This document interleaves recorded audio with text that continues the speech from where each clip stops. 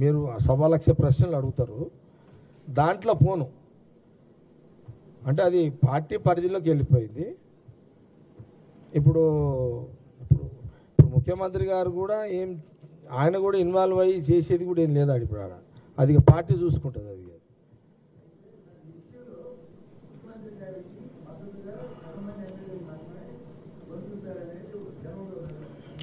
నేనేమంటున్నాను, నేను అనేది ఏంటంటే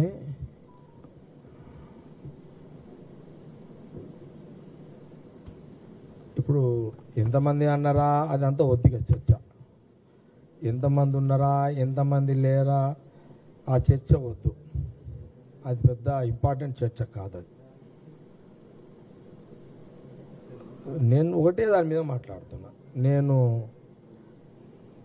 వాళ్ళ ఒక పర్సనాలిటీ, ఇద్దరు పర్సనాలిటీల కూతురు ఒక అతన్ని అనడం, సీఎంని అనడం అనేది నేను తీవ్రంగా వ్యతిరేకిస్తున్నా, ఖండిస్తున్నా. ఇది మంచి సాంప్రదాయం కాదు.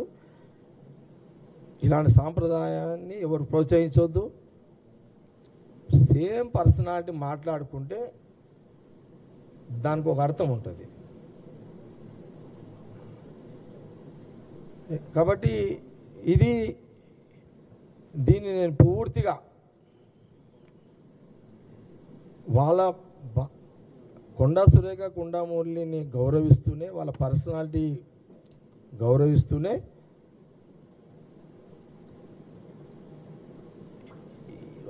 కాంగ్రెస్ ముఖ్యమంత్రి రేవంత్ రెడ్డి గారిని అట్లా మాట్లాడడం అదొక అదేమంటారు ఇంగ్లీష్ పదం, ఫూలిష్నెస్. అది ఫూలిష్నెస్ అంతే.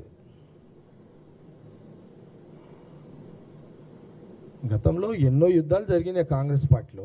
అట్లంటే అంతర్గత పోర్లు చాలా జరిగినాయి. వాళ్ళ పిల్లలు వచ్చి లేడా ఉన్నావు కదా, ఉమ్మడి రాష్ట్రంలో ఈడ పెద్ద పెద్ద బాంబులు వేసుకున్నారు అట్లంటే.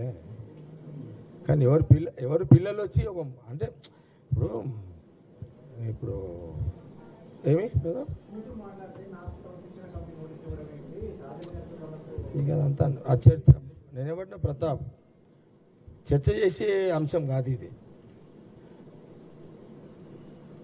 ఒక కాంగ్రెస్ ముఖ్యమంత్రి, ఒక కాంగ్రెస్ మినిస్టర్ కూతురు అట్లా మాట్లాడడం అది మంచి పద్ధతి కాదు.